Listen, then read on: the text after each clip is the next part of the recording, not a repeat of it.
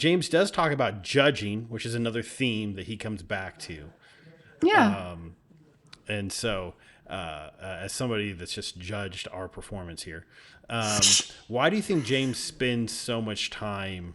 Why is this one of the themes that he talks about? Because it also, and it's consistent in the New Testament, there's this idea of how you judge is how you will be judged. Unpack that for me a little bit. I think it's one of the biggest faults of human nature. Judgment is ingrained in us for whatever reason. I was just talking with a girlfriend about it. She said, one of my problems is I'm very judgy, and I'm not sure why. But I look at other people. We have a fascination or an interest in looking at other people and comparing ourselves to them.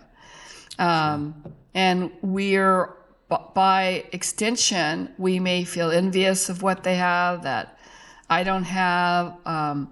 I find myself in that situation. I have a relational issue with one of my children. And so when I see families with their children and their grandchildren, I am envious. And I want to judge, oh, well, they think, or their life is so perfect because they have a perfect family. And they may look at me and said, I'm envious of you because you have a podcast. For whatever reason. You're going to hang out with me. You're going to hang out with Jeremiah. I'm so jealous of that. Everybody's thinking that. Everybody is. I'm very Trust lucky. me. I realize that. But the judgment is so stupid. I don't know. I suppose the cure for it is just realizing that we're all people and we're all fallen. I mean, you hear that dialogue, but how do you apply it to your life for real? How do you stop judging people, Jay? How do you do it? Well, I think there's so here's my question is I feel like when we judge others, it goes one or two ways. You judge them and you say they don't deserve that, or they did something bad. And you're like, haha, you suffer, you deserve it, whatever. Or we put it back on ourselves. And I know I fall in the latter category. When I see somebody, I'm most of the time like very happy for them. They have whatever it is. And then I get like, why don't I have it? Why am I so broken? Why am I so messed up that I can't make that happen for me, right? So I think that everybody functions in one way or the other, or defaults to one position. And why? That's a question that I have no answer to, right? I know you're going to be shocked that I don't. But no, I don't know. I don't know what it is. And it's interesting to me, even when I hear other people who are quite successful talk about how hard they are on themselves or how mean they can be to themselves. It seems baked into our DNA that nobody is really satisfied with who they are.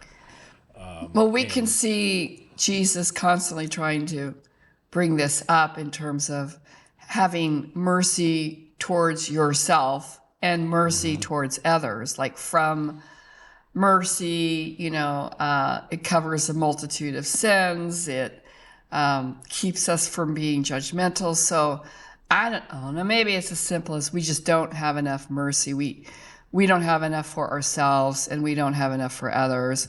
And God would really want to say, listen, whoever it is that you're envious of or judging, they have issues too. And it's not that you shouldn't want their issues to be worse than yours. You should be empathetic to the fact that everybody has problems. Everybody has issues, things they're working on. Nobody escapes this life without having, whether it's financial or relational or physical or spiritual or mental health issues. It's just not possible.